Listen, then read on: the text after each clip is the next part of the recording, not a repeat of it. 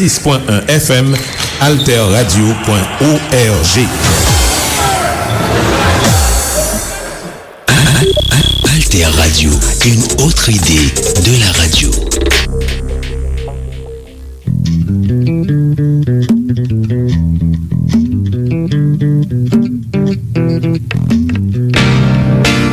Sous Alter Radio, l'IFE 11h. 106.1 FM, Alter Radio. En Haïti et partout à travers le monde. Tous les jours, toutes les nuits, sur toutes les plateformes. Alter Radio. Une autre idée de la radio.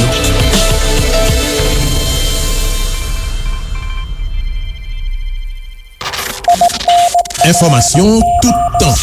Information sous toutes questions. Information dans toute forme.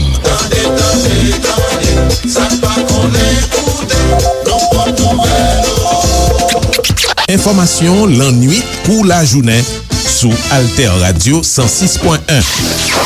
Information pour n'aller plus loin. Koumanouye. Merci pour tes trois côtés. Magazine qui fait un coup de flash. Coup de flash sous ça qui a passé dans le monde. Événement qui rentrait la caille. On avait vu avec Trump la fermeture de la frontière, le projet de construction d'un mur, les parents et les enfants séparés, les camps de transit installés au Mexique.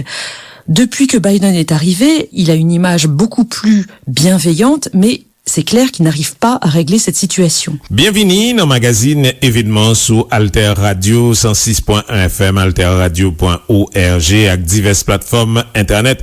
Magazine événements toujours traité actualité internationale chaque semaine pour aider auditeurs et auditrices bien comprendre ce qui a passé sous scène internationale.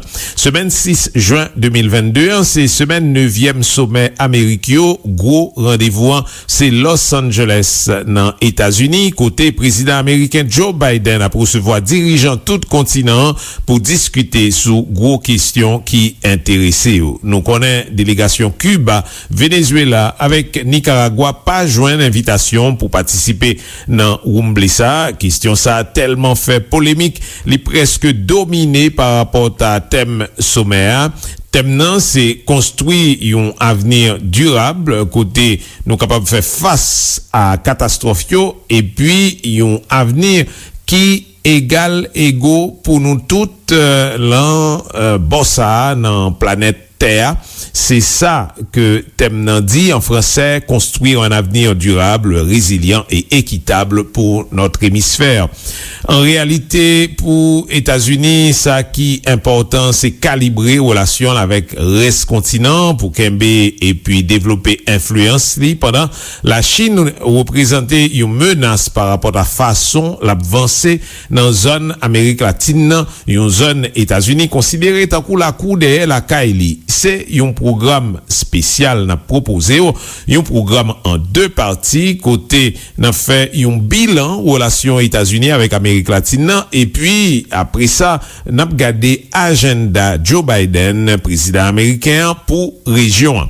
Alors on va ça, un petit mot qui concernait nous-mêmes avec vous, ça veut dire auditeurs, auditrices Alter Radio avec équipe Alter Radio. J'en connais depuis 30 mai, nous t'es entré dans une opération majeure, nous relais un transfert technique qui fait à partir de week-end passé. Nous commençons à fonctionner avec l'autre installation, antenne, studio et puis bureau. Changement ça concerne toute l'autre activité groupe Média Alternatif. Travail duré toute semaine passée et a continué toujours. Et c'est ça que fait pendant l'émission en direct nous, ça capable arriver ou tendez quelques bruits parce que nous gagnons équipe technicien avec boss cap entrer sorti dans tout espace. Donc nous pas vle fortan, nous recommencer faire programme nous quand même pendant nous compter sous compréhension et puis tout nous dit tout auditeur, auditrice, commanditaire partenaires. Merci en pile pour patience yo avec appui yo. Nous remercier sincèrement tout ingénieurs yo ensemble avec toute équipe yo qui fournit nous un travail professionnel haut niveau, travail yo pas trop loin fini. Nous va gagner pour tourner avec plus de détails pour.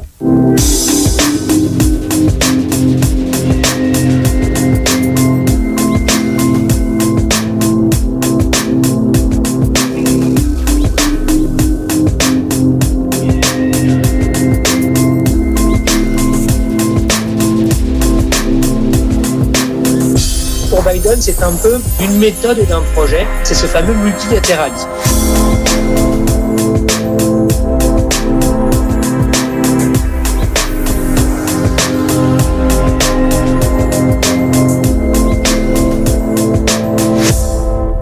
On vini donc sou 9e sommet des Amériques dans Los Angeles, dans États-Unis. C'est souti 6, rivé 10 juin, sommet des Amériques. C'est rencontre formelle côté chef d'État 35 pays, dans Amérique du Nord, Amérique centrale, Amérique du Sud, à Caraïbes, rencontré, sommet à li fête chaque 3-4 années comme ça. Année ça, il y a 3 pays qui pas gain invitation pour participer, c'est Cuba, Venezuela avec Nicaragua. 15 pays qui fait partie CARICOM, c'est un regroupement régional, communauté caribéenne, eh bien, yo pas parlé dans une seule voix, yo pas parlé dans même sens. Il y a au moins une voix qui levait, c'est Ralph Gonsalves, premier ministre Saint-Vincent et Grenadines, qui déjà annoncé que lui-même, li pas là, li pas participé dans sommet 1, li mandé leader caribéen pour suivre exemplaire. Cependant, pour qu'on y ait, d'après information qui gagnait, pas gagné en ken l'autre président ou bien premier ministre qui suivent exemple Ralph Gonsalves là. L'un pays Amérique latine eux-mêmes, c'est dirigeant Mexique, Honduras, avec Bolivie qui confirmait que pays au pape représenté au niveau président et que c'est ministre des Affaires étrangères qui a participé. Président mexicain Andrés López Obrador lui mandé est-ce que c'est un sommet zami États-Unis qu'a fait? Est-ce que sommet des Amériques là sont sommet zami États-Unis? Dans les États-Unis même, il y a 15 membres en Congrès américain qui demandé président américain Joe Biden pour lui retourner sous position, le prend pour pas inviter Cuba, Nicaragua avec Venezuela. Analyse qu'a fait connaître que le dirigeant est réuni dans Los Angeles pendant le sommet américain, eh bien, il y doit pas chita sous ça qui véritablement concernait sommet ça, qui s'est terminé et qui concernait des changements que il doit arriver là d'ailleurs dans niveau politique dans la région. Expert dit que président Joe Biden doit sentir que les très embarrassé. Et gros question qu'a posé jeudi c'est qu'on est comment fait administration Biden n'a pas fait de voile Jean-Paul Tafel. C'est ça Jorge Castañeda, ancien ministre mexicain des Affaires étrangères, qui c'est professeur Kounia à l'université de New York, fait qu'on est. Pendant que administration Biden a insisté sur le fait que président pral exposer vision États-Unis l'an sommet qu'a fait Los Angeles là sous avenir durable, côté capable résister en face catastrophe, côté capable d'établir tout situation égale égaux au niveau de tout hémisphère là, toute face ça dans la terre. Eh bien Castañeda déclaré que ça paraît très clair, c'est que l'Amérique latine li pas une priorité pour les États-Unis. Et dans le moment ça même, nous-mêmes ça n'a proposé, c'est pour nous retourner sur une série aspect historique ak stratégique dans relation États-Unis avec reste Amérique là. On parle de histoire ou relation mouvementée qui gagne entre États-Unis avec Amérique latine. La question migratoire qui concernait l'Amérique latine avec les États-Unis, circulation bien entre Amérique latine avec les États-Unis et puis la région, la Chine qui a monté sans arrêter et ça a gagné une série de conséquences tout. Pour faire ça, n'a écouté Laurence Nardon, c'est responsable programme Amérique du Nord dans Institut français des relations internationales IFRI. La répondre question Christophe Caron dans un podcast Slate FR. Les États-Unis sont un voisin écrasant pour toute l'Amérique latine. Leur PIB en 2020, c'était $63 par habitant contre $7 200 par habitant seulement en moyenne pour les pays d'Amérique latine. Conséquence de cette asymétrie, les États-Unis sont un partenaire primordial pour toutes les économies latino-américaines, alors que seuls le Mexique et le Brésil figurent dans les 10 premiers partenaires commerciaux des États-Unis. Ça, c'est pour l'économie et le commerce. Mais surtout, le rôle international et la puissance militaire des États-Unis sont tels que l'Amérique latine semble toujours en retrait vis-à-vis du reste du monde. Ça, on le voit bien en Europe, mais je crois que c'est vrai en Asie, en Afrique, etc. Et cette domination des États-Unis sur l'Amérique latine n'est pas arrivée par hasard. Elle a été organisée dès le 19e siècle par une doctrine, la doctrine Monroe. Ça s'est fait en réalité en 2 temps. En 1823, c'est effectivement la doctrine Monroe qui refuse une bonne fois pour toutes l'ingérence des Européens, qui sont les anciennes puissances coloniales, dans les Amériques.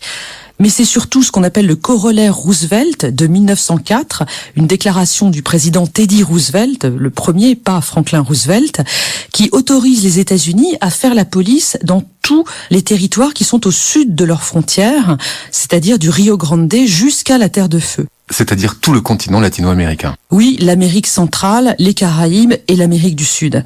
Avec ce corollaire Roosevelt, si vous voulez, on passe de les Européens hors des Amériques à les Amériques aux Américains, ou plutôt aux États-Uniens, parce que en passant, il faut remarquer que les États-Unis se sont appropriés peut-être injustement l'adjectif américain. Les autres pays des Amériques le leur reprochent régulièrement. Et ça s'est traduit par un certain nombre d'interventions militaires en Amérique centrale de la part des États-Unis. En Amérique centrale au début du XXe siècle, et puis ensuite, pendant la guerre froide, il y a eu des ingérences militaires et politiques de toutes sortes de la part des États-Unis dans l'ensemble de l'Amérique latine. Alors, il faut citer évidemment le coup d'État au Chili en septembre 1973, qui a été soutenu, voire orchestré par Nixon et Kissinger depuis Washington, et qui a quand même mené au suicide de Salvador Allende, qui était le président socialiste élu démocratiquement, et puis aussi le soutien des Contras au Nicaragua dans les années 80, on était donc sous Reagan, contre les révolutionnaires sandinistes. Daniel Ortega, qui vient d'être réélu au Nicaragua, était d'ailleurs déjà là à l'époque. Donc il faut en conclure que Washington soutient généralement des régimes de droite, voire d'extrême droite ? C'était vrai dans le contexte de la guerre froide ou avec Trump quand il était à la Maison-Blanche, mais c'est quand même un peu plus complexe parce que côté Amérique latine, il y a un très fort anti-américanisme, mais qui n'est pas nécessairement de gauche. On dénombre 3 courants de cet anti-américanisme en Amérique latine. Le premier, il est fondé sur la défense d'une identité latino-américaine spécifique, l'origine ethnique, la langue ou la religion. Et là, d'ailleurs, on remarque que certains mouvements politiques d'extrême droite actuels se réclament de ce qu'on appelle le national-catholicisme, une idéologie politique qu'on fait remonter à Franco en Espagne. Le deuxième courant anti-américain, c'est celui des politiques nationalistes, comme par exemple celle de Juan Perón en Argentine. Et puis enfin, vous avez une posture anti-américaine qui est fondée sur l'anti-impérialisme ou l'anti-capitalisme et qui, évidemment, est prisée des gouvernements de gauche dans la région. Le régime communiste de Cuba en a longtemps été la tête de file. Il a été relayé par l'Équateur sous la présidence de Rafael Correa dans les années 2007-2017. Aujourd'hui, évidemment, on parle beaucoup du Venezuela depuis Hugo Chavez et puis Nicolás Maduro qui est à la tête du pays depuis 2013. J'attire votre attention sur un fait intéressant, c'est que ces régimes de gauche sont toujours soutenus par la Russie de Poutine aujourd'hui. On aurait pu penser que ce ne serait pas le cas, mais il y a des envois de conseillers, des envois d'argent, etc. encore aujourd'hui. Poutine qui n'est pas vraiment de gauche. Revenons aux grands enjeux entre États-Unis et Amérique latine et parlons du premier, du point de vue des États-Unis, l'immigration. On avait vu avec Trump la fermeture de la frontière, le projet de construction d'un mur, les parents et les enfants séparés, les camps de transit installés au Mexique.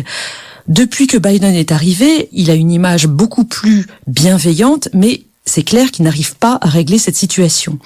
Je vous donne juste un chiffre, 2021, le nombre d'interpellations à la frontière américaine va sans doute avoisiner les 2 millions de personnes.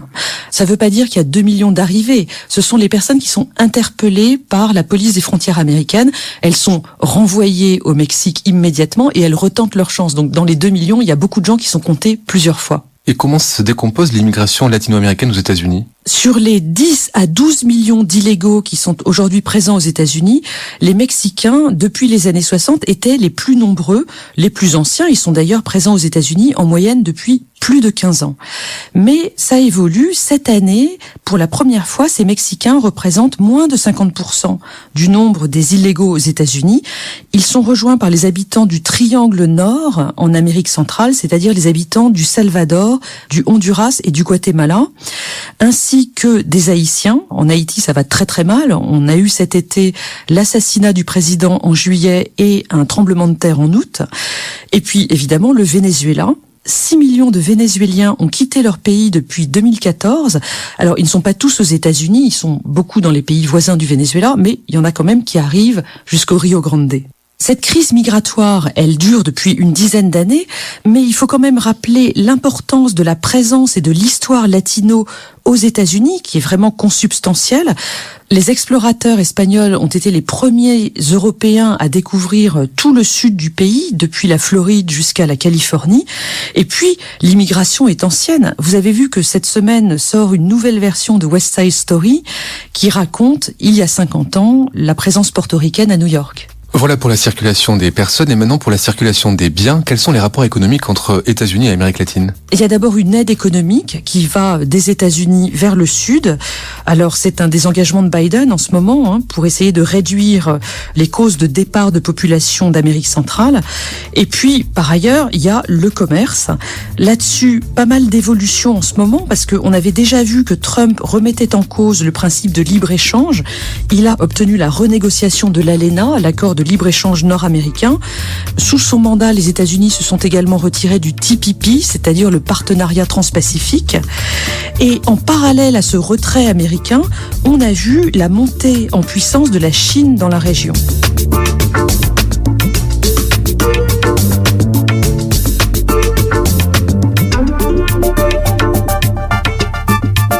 Après râler ça avec Laurence Nardon, responsable programme Amérique du Nord dans l'Institut français des relations internationales, eh bien, n'a venu sous agenda Biden pour Amérique yokounien. Biden, c'est un nègre qui connaît Amérique latine très bien. Il était occupé plusieurs fonctions qui fait que le tap traité de Amérique latine. Il c'est un monde qui était travaillé en pile sous ça, les plans Colombie contre narcotrafic et puis il travaille sur un autre plan encore, il y aurait les alliances pour la prospérité et c'est une artisan normalisation des relations diplomatiques entre États-Unis avec Cuba. Projet Biden pour Amérique latine, eh bien le Chita ça les mêmes nirélés un agenda positif qui concernait Amérique centrale, Amérique latine en général, Caraïbes là.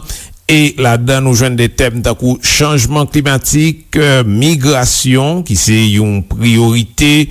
L'ANSA, la regardé qui plan, il a mettre en place contre problème qui à la base même phénomène migration massive vers les États-Unis et qui soutient en région Amérique latine.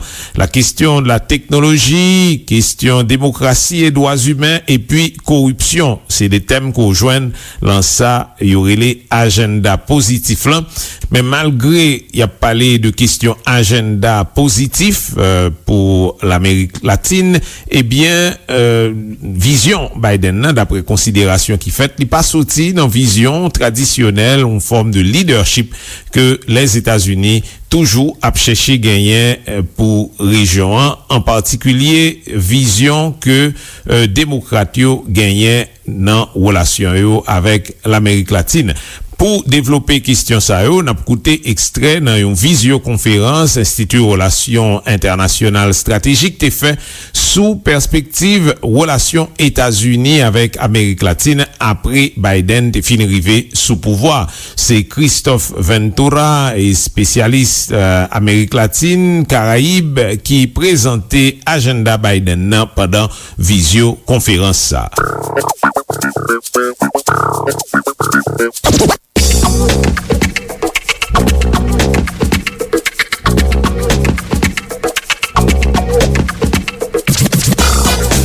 Il veut mettre en place un agenda multilatéral sous-régional, Joe Biden.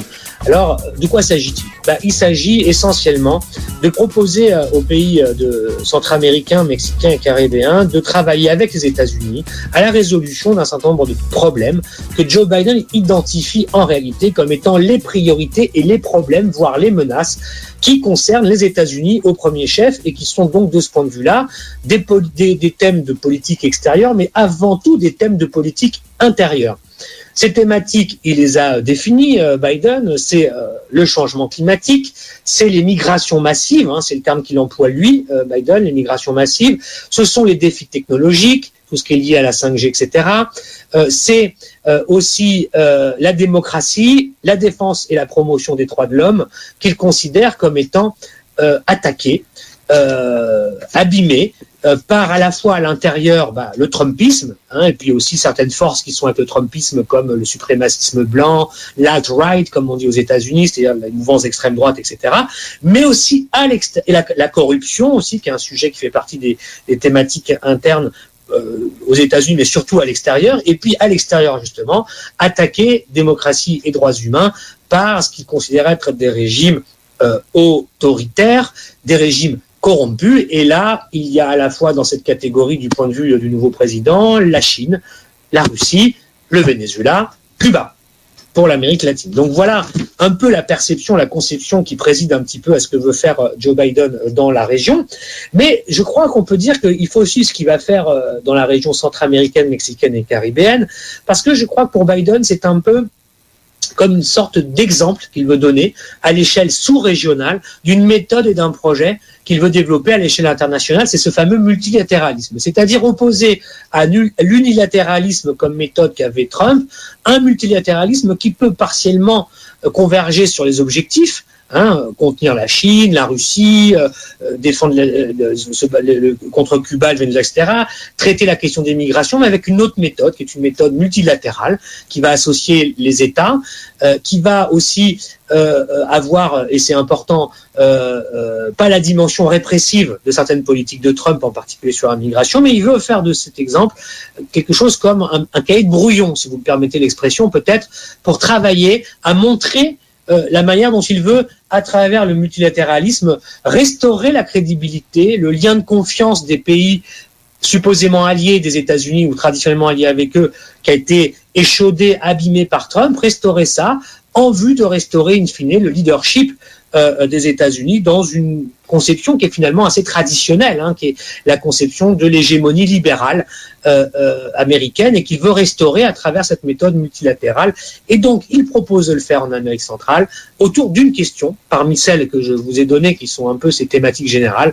La question prioritaire avec les Centra-Américains, c'est la question donc des migrations qui va être au cœur de la politique de Joe Biden. Alors, il a lancé une série de décrets, vous avez vu dans la presse certainement, annulant les politiques les plus répressives de Donald Trump en la matière, en annulant le financement du fameux mur avec le Mexique, qui en réalité n'a jamais d'ailleurs été au bout de ce qu'avait dit Trump, enfin en tout cas les financements ont été arrêtés. Il a pris des décrets pour arrêter tout ce qui permettait de séparer les familles familles de migrants sans papier arrivés aux États-Unis.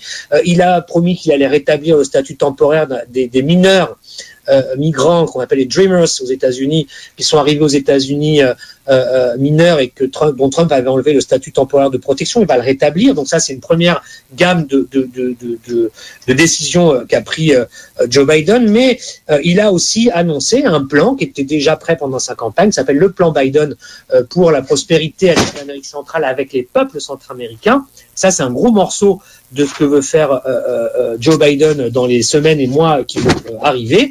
Eh bien, il s'agit tout simplement de lutter contre ce qu'il considère être les racines des migrations, c'est-à-dire la pauvreté, la corruption des États, la faiblesse institutionnelle des États, la mauvaise gouvernance, et puis aussi la lutte contre le narcotrafic. Et donc, c'est ça qu'il veut prioriser, Joe Biden, en proposant un plan de lutte contre ces phénomènes-là plutôt que des plans de militarisation ou de surenchère de militarisation permanente dans ces pays du Triangle Nord, mais aussi en imposant au Mexique, comme c'était le cas avec Trump, une gestion militarisée aussi des frontières sud du Mexique avec les pays centra-américains et de la frontière nord avec les États-Unis pour un peu relâcher cette pression sécuritaire et aller plus sur des programmes qui viseraient à lutter contre les phénomènes dont je vous ai parlé. Alors comment on fait ça? C'est une stratégie globale que veut mettre en place Biden, qui associe les États de la région dans un cadre multilatéral et qui les co-responsabilise sur la définition des objectifs, sur la mise en place des objectifs, qui combine à la fois des financements américains. Biden a promis d'ores et déjà 4 milliards de dollars pour ce plan Biden sur 4 ans, 1 milliard par an, qui sont à la fois des fonds du Congrès, à la fois des prêts bancaires, alors des banques américaines bien sûr, mais aussi des banques multilatérales comme la BID dont parlait en introduction tout à l'heure Anthony, avec la difficulté qu'Anthony a pointé d'avoir à la tête de la BID, donc qui est la Banque interaméricaine de développement, le premier non latino-américain à en être président, qui s'appelle Mauricio Claver Caron, qui a été imposé par Trump, qui était un peu un des faucons de Donald Trump sur l'Amérique latine, avec des positions très fortes contre la Chine, Cuba et Venezuela, et qui l'a placé à la tête de cette institution qui est née en 1959, pour en gros avoir le mandat de contrer l'expansion financière chinoise dans la région, avec la promesse de renforcer le capital de la BID et de proposer aux Latino-Américains des prêts de la BID conditionnés à une préférence commerciale avec les États-Unis pour empêcher les banques chinoises de continuer à avancer. Alors va-t-il continuer à avoir la confiance de Joe Biden, Monsieur Caron, ou pas? Va-t-il avoir gain de cause? C'est une question qui est posée, à laquelle je n'ai pas la réponse, mais c'est une question ouverte, sachant que le nouveau président de la BID ne fait pas du tout de l'unanimité.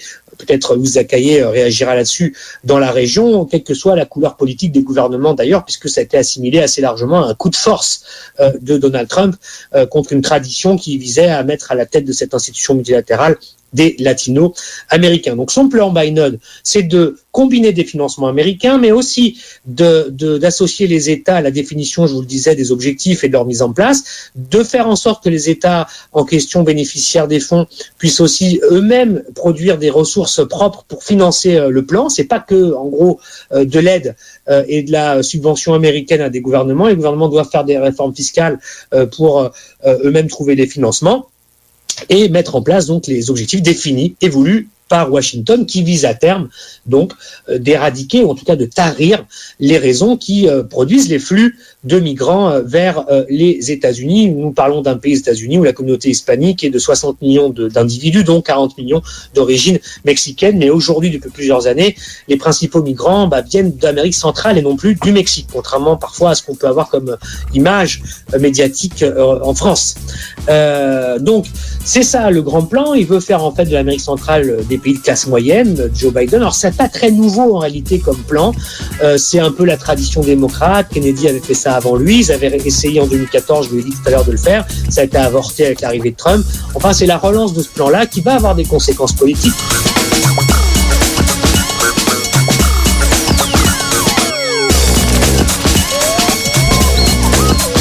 Voilà des données très intéressantes qui permettent nous suivre à analyser ça qu'a dit ou bien qu'a sorti dans sommet Amérique yo k'ap fête sorti 6 rivis 10 juin dans Los Angeles aux États-Unis. Et c'est comme ça n'a fini magazine événement qui toujours traité actualité internationale là chaque semaine pour aider auditeurs et auditrices nous bien comprendre ça qu'a passé sous scène internationale. Parmi sources nous t'ai consulté pour magazine ça a gagné Martinique Première, Associated Press, Slate FR, Iris International. Merci pour attention nous, continuez suivre nous sous 106.1 FM, alterradio.org avec diverses plateformes internet. Nous cabres écouter émission ça le nouvelé en podcast sous mixcloud.com, zeno.fm, Apple, Spotify et Google Podcast. Koumanouye. Merci pour tes trois côtés. Magazine qui fait un coup de flash. Coup de flash sous ça qu'a passé dans les mondes. Événement. Qui rentrait la caille non.